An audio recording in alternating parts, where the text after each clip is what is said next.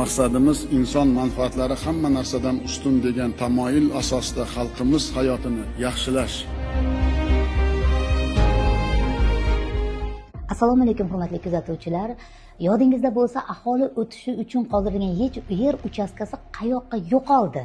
Rukn oldingi ko'rsatuvlarimizda poytaxtimizning markazida joylashgan hokimlik balansidagi yer maydonini majoziy B nomli binoga g'ayriqonuniy biriktirib berilgani haqida ochiqlab bergan edik. Bugungi ko'rsatuvimizda mazkur aholi o'tish yo'lagi tagidan qurib olingan yerto'ladan ushbu 6000 kvadrat metr yer maydonidan iborat binoni elektr toki bilan ta'minlovchi elektrotransformator o'rnatilganligi va bu transformatorning O'zbekiston fuqarolariga ofat keltirishi mumkin bo'lgan holati o'rganilishini davlat organlari va transport prokuraturasi paysalga solayotgani haqida to'xtalib o'tmoqchiman.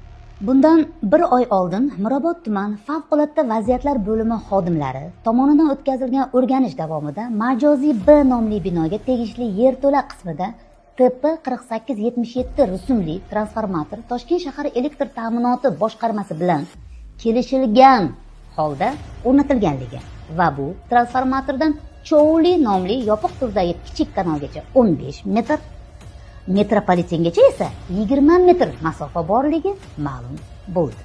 O'zbekiston Respublikasi Vazirlar Mahkamasining 2018-yil 26 dekabrdagi 1050 sonli qarori bilan tasdiqlangan elektr tarmog'i xo'jaligi obyektlarini muhofaza qilish qoidalarining 14-bandi A kichik bandiga ko'ra 220 kilovolt liniyalar uchun elektr tarmog'i xo'jaligi obyektlarining muhofaza zonalari, ya'ni binolarning devorlari va konstruksiyalari uchun muhofaza zonasi 25 metrdan kam bo'lmasligi va 500 kilovolt kuchlanishli liniyalar uchun 30 metrdan kam bo'lmasligi shartdir. Soha mutaxassislariga ayonki, ikkinchi guruh elektr transformatorlar kuchlanishi 160 kilovoltdan 600 kilovoltgacha bo'lib, 5000 kvadrat metr maydondagi maishiy binolarga kamida 300 kilovolt liniyaga bardosh bera oladigan transformator o'rnatiladi.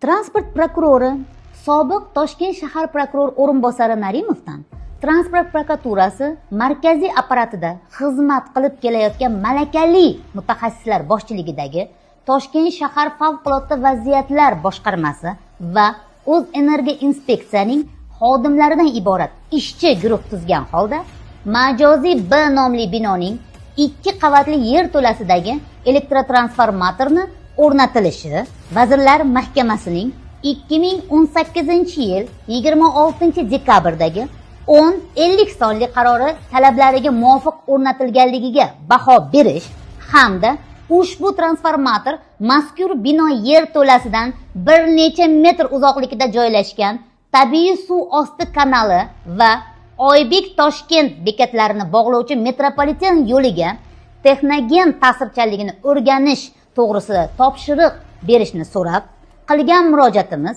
atroflicha o'rganilmasdan negadir metropoliten ekspluatatsiya boshqarmasi xodimlariga yuborildi.